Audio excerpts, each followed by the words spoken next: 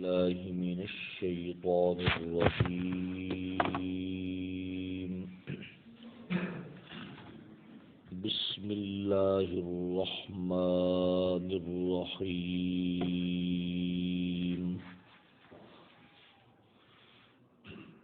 للرجال نصيب مما ترك الوالدان والأقربون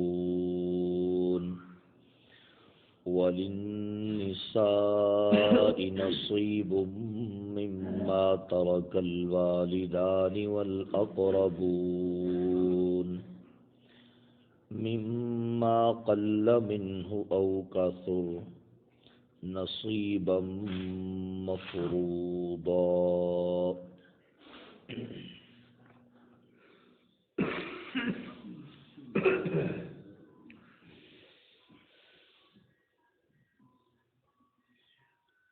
بحمد اللہ تعالی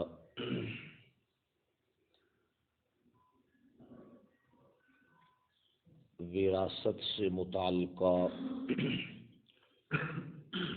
جو اس سورہ مبارکہ میں مسائل آ رہے ہیں، یہ آیت مبارکہ ان کے لیے تمہید کے طور پر بیان کی گئی ہے، جس کا خلاصہ یہ ہے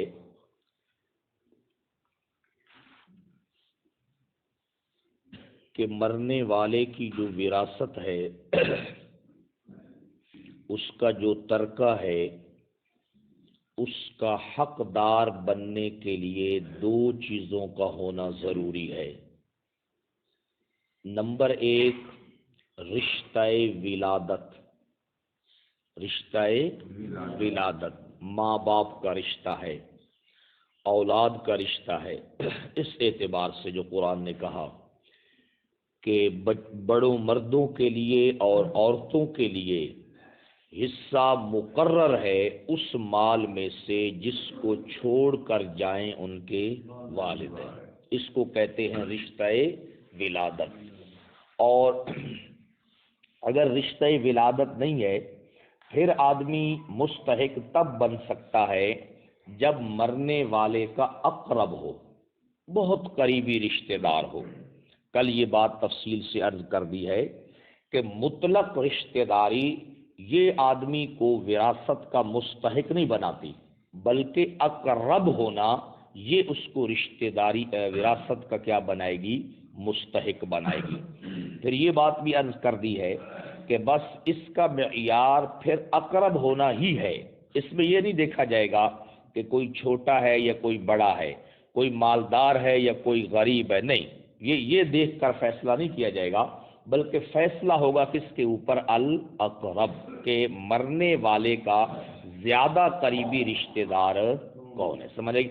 اور کل یہ بات بھی آپ کو سمجھا دی ہے، اور یہ بات تو بالکل اتفاقی ہے کہ اگر جانے والے کی بیٹی موجود ہو تو بیٹی کے ہوتے ہوئے بیٹی کی اولاد کو اس کی وراثت ملتی.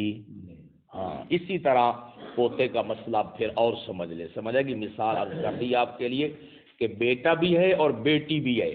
اگر بیٹی کے ہوتے ہوئے بیٹی کی اولاد وراثت سے محروم ہے تو بیٹے کے ہوتے ہوئے پوتا بھی وراثت سے کیا ہوگا؟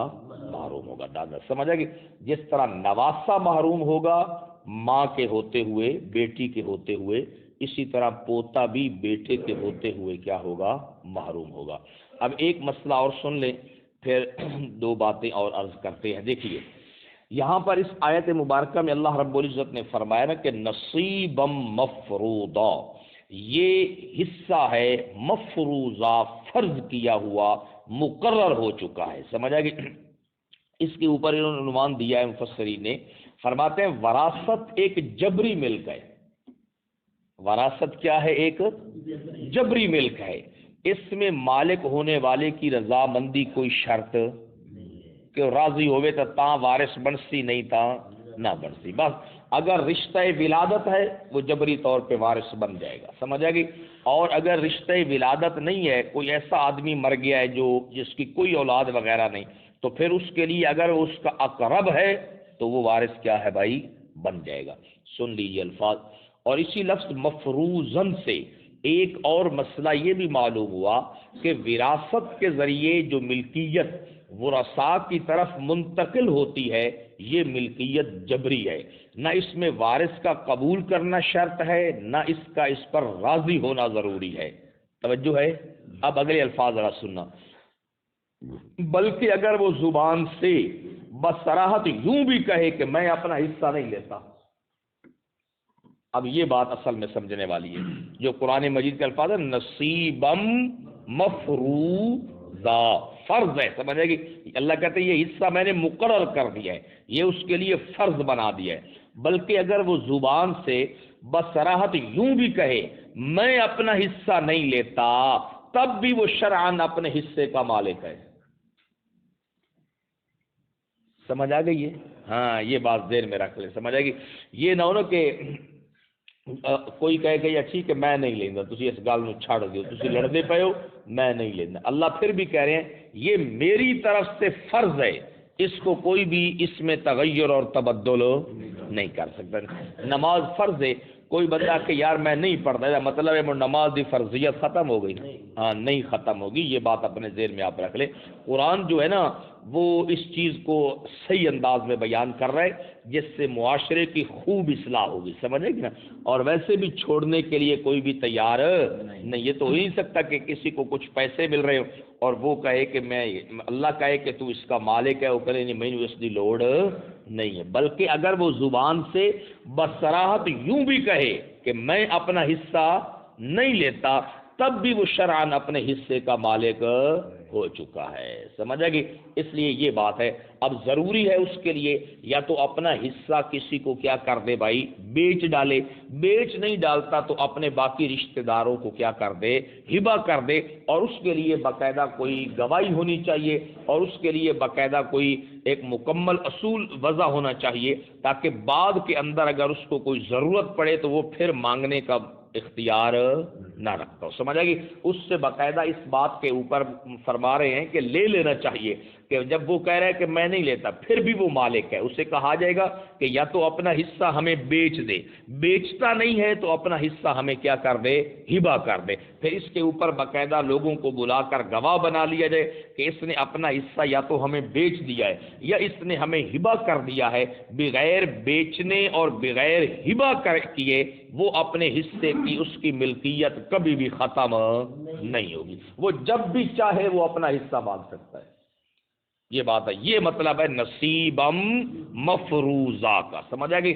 اس لیے ضروری ہے کہ اگر کوئی آدمی ورثاء میں سے ایسا ہے جو کہتا ہے میں نہیں لیتا، اس سے پھر کتنے کام کروانے چاہیے؟ دو، یا تو اسے کہا جائے کہ اپنا حصہ کیا کر دو، بیچ دو، ہمیں دے دو، ہم سے پیسے لے لو، یا یہ ہے کہ اپنا حصہ ہمیں کیا کر دو، ہبہ کر دو۔ اگر وہ ہبہ بھی نہیں کرتا، بیچتا بھی نہیں ہے، 20 سال بھی گزر جائیں پھر بھی وہ اپنے حصے کا کیا ہے، مالک ہے، جب چاہے گا وہ تم سے کیا ہے بھائی، لے سکتا ہے، سمجھ آئے گی؟ اس لیے قرآن مجید نے ان چیزوں کی وضاحت فرما دی ہے۔ اب ذرا اس آیت مبارکہ کے اوپر مفسرین نے ایک مسئلہ اور بیان کیا ہے، اب اس کو ذرا سمجھیے۔ اللہ کیا فرماتے ہیں؟ مردوں کے لیے خواہ بڑے ہوں یا چھوٹے ہوں، حصہ ہے مقرر اس مال میں سے جس کو چھوڑے والدین یا ان کے الاقرب۔ اب مفسرین فرما رہے ہیں کہ اس سے یہ مسئلہ بھی ذرا سمجھ لیں کہ یہ جو رشتہ ولادت کی وجہ سے وراثت ملے گی یا اقرب ہونے کی وجہ سے وراثت ملے گی، شرط یہ ہے کہ مرنے والے اور وارث بننے والے کا ملت اور مذہب ایک ہو۔ سمجھ آ رہی ہے؟ ہاں، یہ بات بھی اچھے طریقے سے سمجھ لے۔ اگر والدین کافر ہیں، والدین کیا ہیں؟ کافر ہے، مما ترک الوالدان، جو والدین چھوڑ کر مرے ہیں وہ والدین کافر ہیں، وہ ملت شرک کے اوپر ہیں، تو پھر ان کی اولاد خواہ بڑی ہے یا چھوٹی ہے ان کو کچھ بھی وراثت نہیں ملے گی۔ الاقربون، اگر جو اقربون ہیں وہ جو جناب والا مرے ہیں وہ کافر ہے جناب والا، اور جو وارث بن رہے ہیں وہ مسلمان ہیں، تو وہ ایک دوسرے کے مال کے وارث بن سکتے، یہ بات ذہن میں رکھ لیں۔ اب میں اس کے لیے آپ کو حدیث پاک سناتا ہوں تاکہ آپ کے لیے بات واضح ہو جائے۔ یہ وارث بننے کے لیے اور وراثت کا حق پانے کے لیے شرط یہ ہے کہ مرنے والے اور پیچھے رہ جانے والوں کی ملت کیا ہو بھائی؟ ایک ہو۔ اگر ایک ملت توحید پر ہے اور دوسرا ملت شرک کے اوپر ہے تو وہ ایک دوسرے کے وارث بن سکتے نہیں۔ حدیث پاک ذرا سن لیجئے، یہ بخاری میں، مسلم میں بھی ہے، مگر میں اس وقت سنن ابن ماجہ میرے پاس ہے، کیونکہ انہوں نے اوپر عنوان باندھا ہے بہت اچھا، جس سے حدیث پاک کی وضاحت ہو جائے گی۔ حدیث کا نمبر ہے 2729، فرماتے ہیں باب میراث اہل الاسلام من اہل الشرک۔ سمجھ آ گئی؟ میراث اہل الاسلام من اہل شرک، سمجھ آئے گی نا؟ اہل اسلام کی جو میراث ہے، جو وراثت ہے، آیا اہل شرک اس کو پا سکتے ہیں یا نہیں پا سکتے؟ ذرا حدیث پاک اب سن لیجئے۔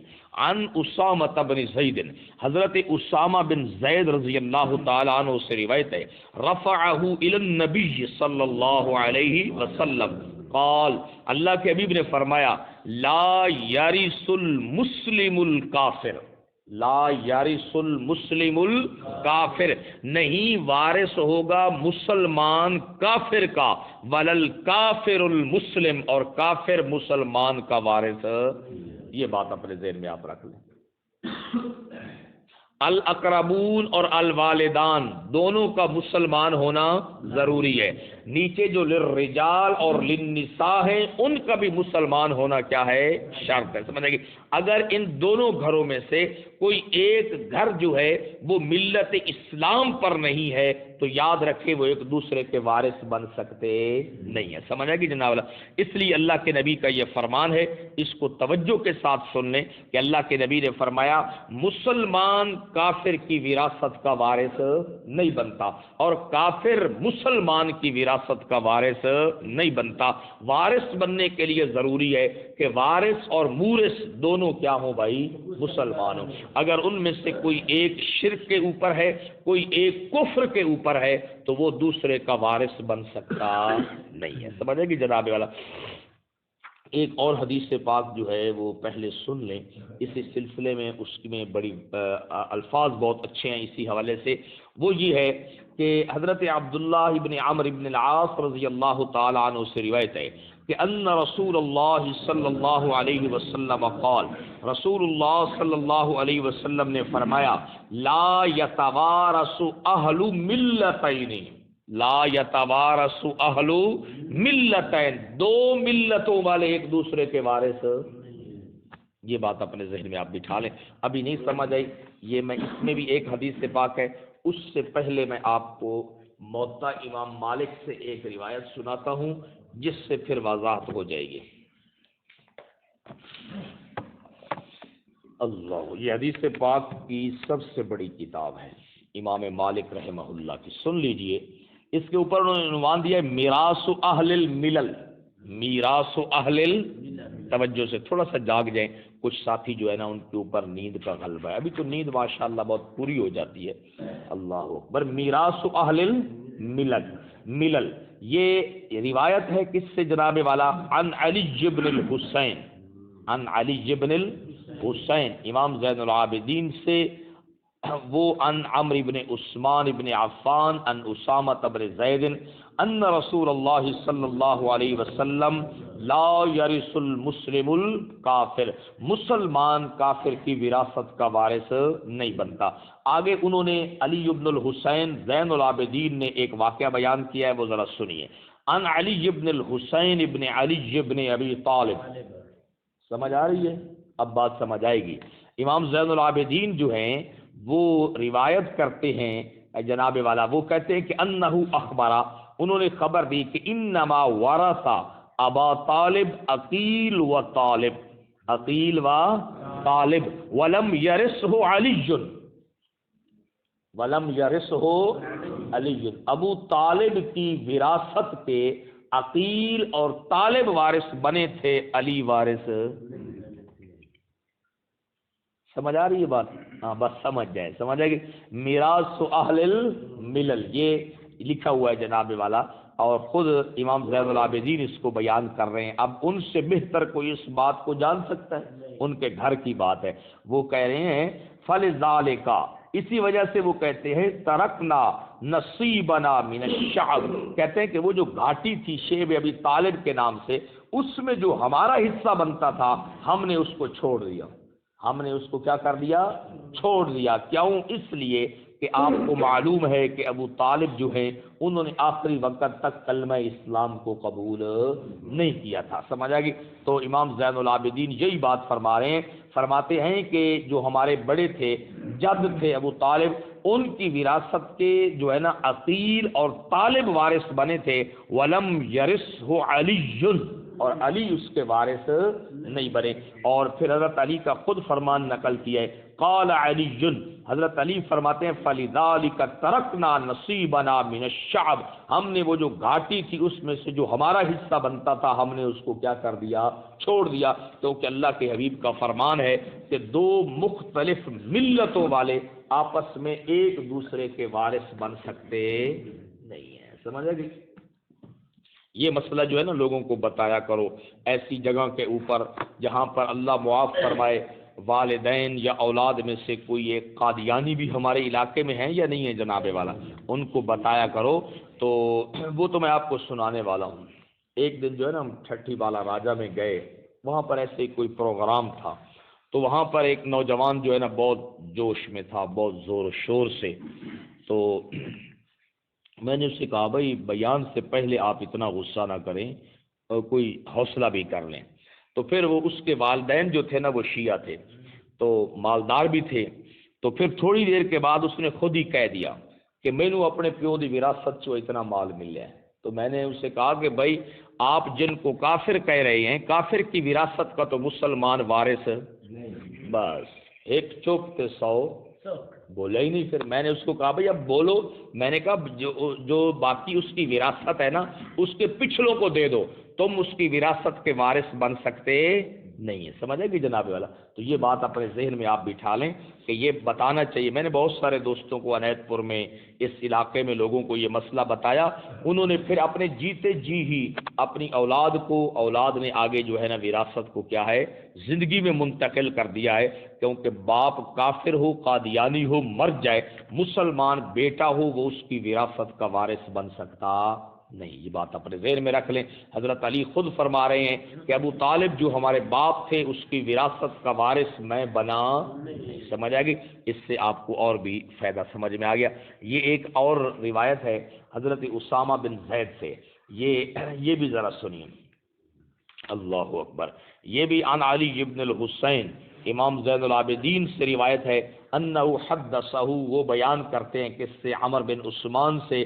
ان کو خبر دی اسامہ بن زید نے، انہ قال یا رسول اللہ اتنزل فی دارک بمکہ، آپ جو ہے مکہ میں جب فتح مکہ کے لیے جا رہے تھے تو آپ اپنے گھر کے اندر رہائش رکھیں گے یا کس جگہ کے اوپر؟ تو فرمایا وَهَلْ تَرَكَ لَنَا عَقِيلٌ مِّن رِبَاعٍ أَوْ دُورٍ، عقیل تو ہماری ہر چیز کا وارث بن گیا، ہمیں تو اس میں سے کچھ ملا ہی نہیں ہے. آگے کہتے ہیں وَكَانَ عَقِيلٌ، اور عقیل جو تھے یہ فتح مکہ کے موقع پر مسلمان ہوئے تھے. وَكَانَ عَقِيلٌ، اور عقیل وارث ابا طالب، ابو طالب کے وارث بنے وہ اور طالب. وَلَمْ يَرِثْ جَعْفَرٌ وَلَا عَلِيٌّ شَيْئًا، اور جعفر بن ابی طالب اور علی بن ابی طالب ابو طالب کی وراثت میں سے کسی چیز کے بھی وارث نہیں بنے. اب یہاں پر واضح الفاظ ہیں لِأَنَّهُمَا كَانَا مُسْلِمَيْنِ، کیونکہ جعفر اور علی مسلمان تھے. وَكَانَ عَقِيلٌ وَطَالِبٌ كَافِرَيْنِ، عقیل اور طالب دونوں بھائی کیا تھے؟ کافر تھے. سمجھ آ گئی؟ عقیل طالب جو ہیں یہ بدر کے لیے نکلے تھے، پھر راستے میں کہیں گم ہو گئے، ان کا کوئی پتہ نہیں کہاں گئے. اور عقیل جو ہیں یہ فتح مکہ کے موقع پر پھر کیا ہو گئے؟ مسلمان ہو گئے. سمجھ آ گئی؟ فکان عمر، اسی وجہ سے حضرت عمر کہا کرتے تھے لا یرث المؤمن الکافر، مومن کافر کی وراثت کا وارث بن سکتا نہیں ہے. یہ بات ایک مسئلہ آپ کو سمجھا دیا ہے.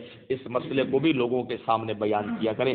یہ ایک اتفاقی مسئلہ، اس میں کسی کا بھی کوئی اختلاف نہیں ہے. باقی عنوان میں کوئی اختلاف نہیں ہے. یہ جو واقعہ میں نے سنایا ہے اس واقعے کو رافضی تسلیم نہیں کرتے. سمجھا کہ جناب اللہ, کیونکہ ان کے نزدیک ابو طالب جو ہے وہ اس نے اسلام قبول کر لیا. ان کی اپنی وہ جناب والا مختلف انداز میں ان کی جو باتیں ہیں اس کے تحت ہے. صحیح بات یہی ہے کیونکہ قرآن مجید کی آیت اس بات کے اوپر شاہد ہے, انک لا تہدی من احببت, اے میرے حبیب جس کو آپ محبوب سمجھتے ہیں آپ اس کو ہدایت دے سکتے نہیں ہے. وہ مکہ میں کون آپ کا محبوب تھا جسے آپ چاہتے تھے لیکن پھر بھی ہدایت نہیں دے سکے. تو تمام مفسرین نے لکھا ہے کہ نزلت فی حق ابی طالب, یہ آیت نازل ہوئی کس کے حق میں؟ ابو طالب کے حق میں. سمجھ آ گئی. اور اس سے یہ بھی سمجھ میں آ گئی جو ہے نا صحابہ کرام کی زندگی سے محدثین نے مثال دے دی ہے کہ حضرت علی اور جعفر یہ وارث نہیں بنے کیونکہ ان کی ملت اور تھی اور ابو طالب کی ملت کیا ہے اور تھی. سمجھ آ گئی. ایک مسئلہ یہ ہے. دوسرا بھی چھوٹا سا سن لیں, وہ یہ ہے,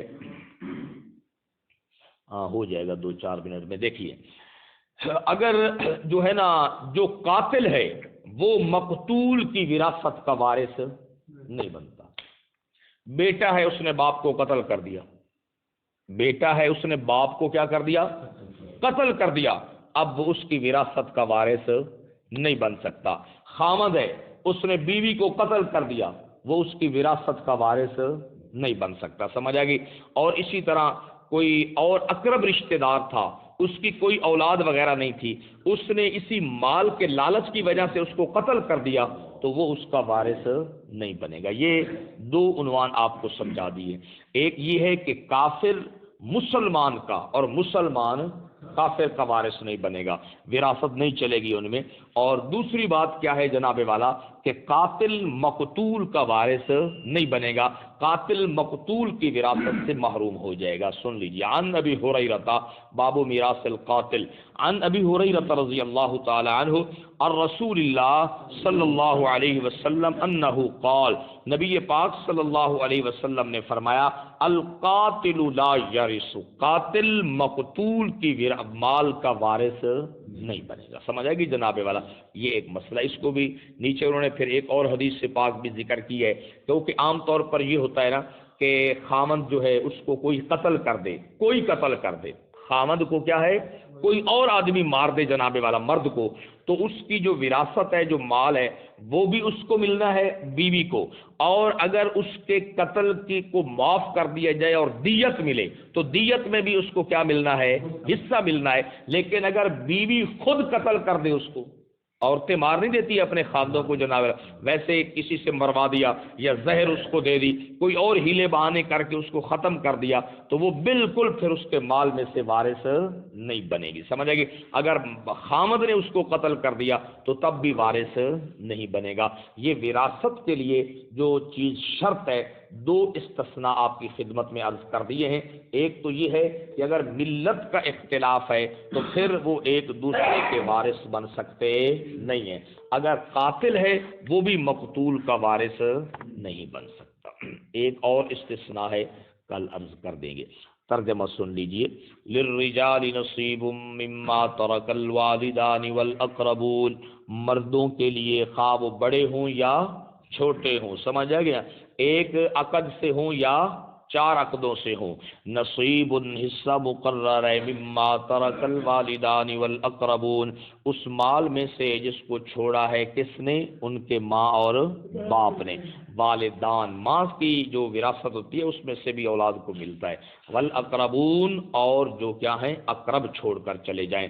وللنساء نصیب مما ترک الوالدان, اور عورتوں کا بھی حصہ ہے خواہ وہ چھوٹی ہوں یا بڑی ہوں, مما ترک الوالدان والاقربون, اس مال میں سے جن کو چھوڑا الوالدان ان کے ماں اور باپ نے. دیکھ سمجھ آئے گی. والاقربون مما قل منہ او کثر, خواہ وہ چھوڑا ہوا مال تھوڑا سا ہو یا زیادہ ہو, ہر صورت میں اس کو جو ہے نا ان کو حصہ ملے گا. نصیبا مفروضا, یہ حصہ ہے فرض کیا ہوا. اس پر بتا دیا یہ اللہ کی طرف سے جبری ملک ہے, یہ جب تک وہ اپنا حصہ اپنے باقی رشتہ داروں کو بیچ نہ دے, ہبہ نہ کر دے, اس کی ملکیت ختم ہوتی نہیں ہے. وقتی طور پہ بے شک تقسیم ہو جائے, بعد کے اندر بھی 10 سالوں کے بعد بھی وہ کہے گا, گورنمنٹ بھی اس کو لے کر دے گی اور شریعت بھی اس کو اس کا حق کیا ہے دے گی۔ اس لیے اگر کوئی کہتا ہے میں نہیں لیتا، اس سے باقاعدہ لکھوا لیا جائے کہ آپ لیتے نہیں، آپ اقرار کریں کہ ہم نے اپنا حصہ آپ کو کیا کر دیا ہے، ہبہ کر دیا ہے، سمجھا کہ مفت میں ہبہ کر دیا ہے، یہ اس سے دستخط وغیرہ ہو جائے، پھر اس کا حصہ بے شک کیا ہے، جس کو وہ دے دے، سب کو دے دے تو سب میں تقسیم ہو جائے گا، کسی ایک کو دے دے تو ایک کو کیا ہے بھائی مل جائے گا۔